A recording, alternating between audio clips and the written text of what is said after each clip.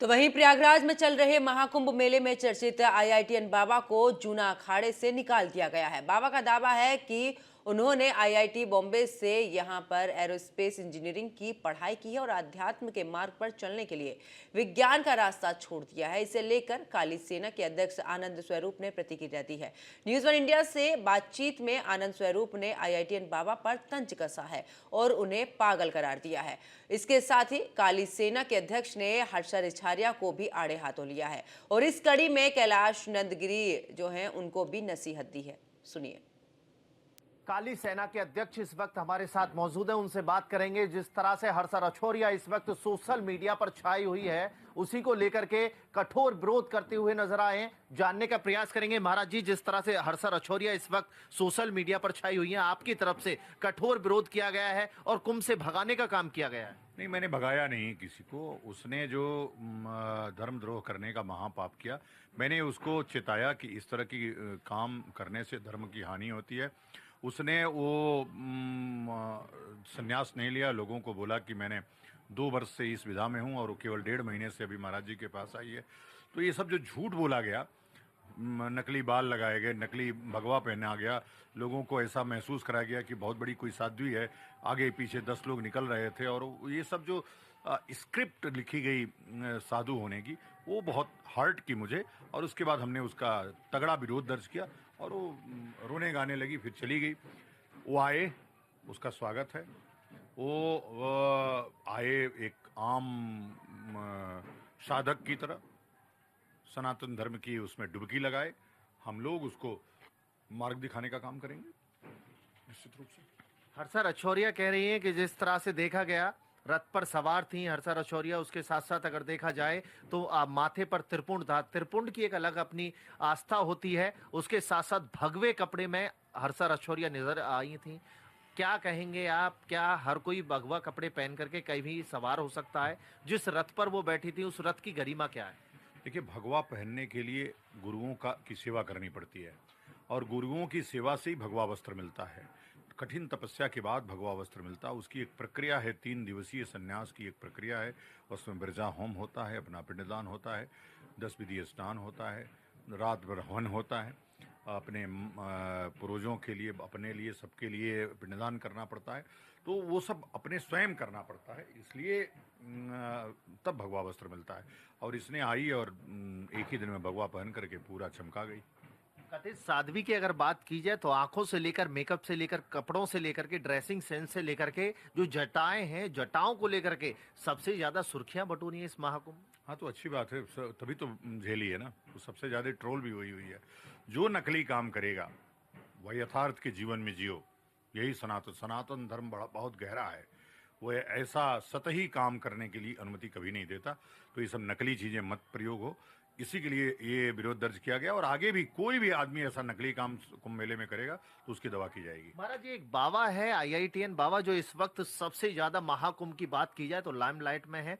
और बाबा की अगर बात की जाए तो कभी अपने आप को विष्णु भगवान का अवतार, तो कभी शंकर भगवान का अवतार बताता है। वो पागल है, विक्षिप्त है, उसके साथ संवेदना होनी चाहिए, उसको दवा की जरूरत है, इलाज की जरूरत है। उसके माता पिता भी ये बात बोल चुके हैं, इसलिए हम लोगों को ज्यादा इस पे उसको ज्यादा हाइप नहीं देना चाहिए। भाई, पागल को लाला करके आप बाबा दिखा रहे हैं, दाढ़ी रखा हुआ है, तो ऐसे तो हर सड़क पे, हर चौराहे पे, हर चट्टी पे पागल दाढ़ी बना करके ऐसे भीख मांग रहे हैं, तो सबको आप बाबा ही बोल देंगे? तो ऐसा कोई बाबा नहीं है। अब उसने आईआईटी किया था, उसी समय विक्षिप्त हो गया पढ़ते पढ़ते।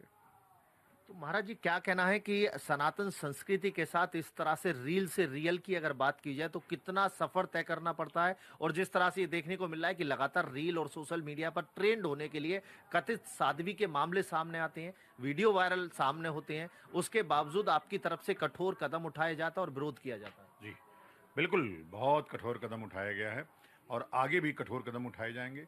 रील की दुनिया से निकल के रियल की दुनिया में आओ।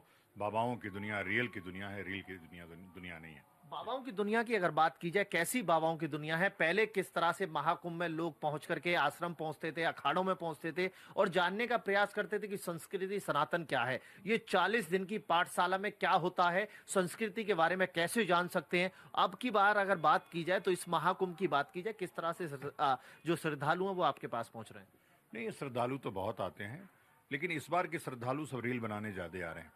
और मैं अपेक्षा करता हूं कि तत्व चर्चा, दर्शन चर्चा गुरुओं के पास बैठिए। वो भस्मी लपेटे हुए कोई सामान्य लोग नहीं बैठे हैं। उनका जो गूढ़ ज्ञान है उसको लेने का प्रयास करिए।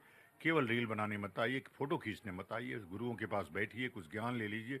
फिर एक कुंभ मेला 12 वर्ष बाद आएगा और संत भी 12 वर्ष बाद मिलेंगे। कैलाश नंद गिरी के लिए हमने भी कहा है, इस तरह की क्या आपकी तरफ से चेतावनी दी गई है कि या तो जिस तरह के ये मामले सामने आए हैं कि रथ पर बैठा करके हर्षा रछौरिया जाती है, इंटरव्यू देती है, उसके साथ साथ जटाएं खोल करके, त्रिपुंड लगा करके, भगवा वस्त्र पहन करके जाती है, इसको लेकर के क्या आपकी तरफ से कोई चेतावनी दी गई है? मैं चेतावनी नहीं हुआ, आचार्य महामंडलेश्वर है, मैंने उनसे आग्रह किया है कि आप इस तरह के कृत्य को बंद कीजिए और इस तरह की कृत्य से हमारा नुकसान हो रहा है। तो शायद उन्होंने स्वीकार किया, तभी हर्षा रछौरिया को बाहर किया।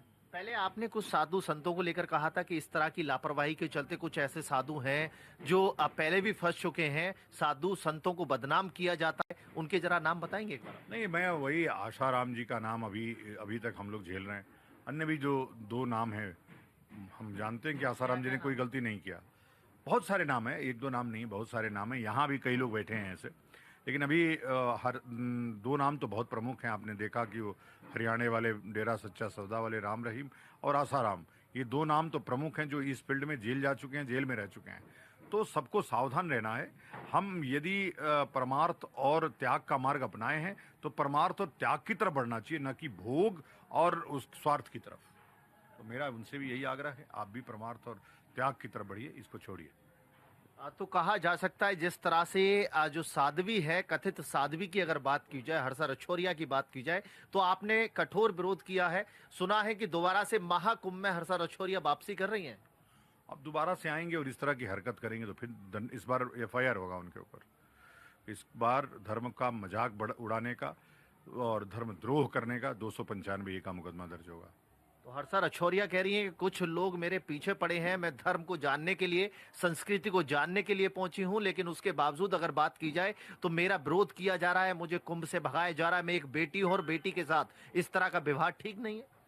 नहीं, बेटी बच्चों के साथ ऐसा व्यवहार तो होता ही है, डांट पड़ताल होती रहती है। उसको डांटा गया है और डांटा गया है। आजकल उसने मीडिया में आना बंद किया, बहुत अच्छी बात है। तुम पूजा पाठ साधना और वो करो, हम तुम्हारे साथ हैं। और जो भी बच्चे साधना करना चाहें उनके लिए स्वागत है। हम सबका शिविर इसीलिए लगा है जी।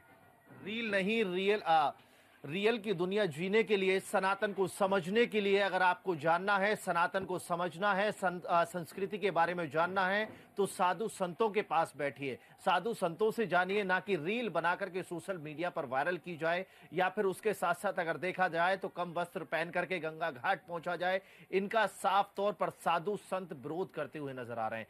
काली सेना के अध्यक्ष की बात की जाए, उन्होंने साफ तौर पर विरोध किया है, साथ ही उन साधुओं के लिए आगाह किया है जो इस वक्त इनसे जुड़े हुए हैं और लगातार उनके संपर्क में हैं। प्रयागराज से अतुल शर्मा की रिपोर्ट, न्यूज़ 1 इंडिया।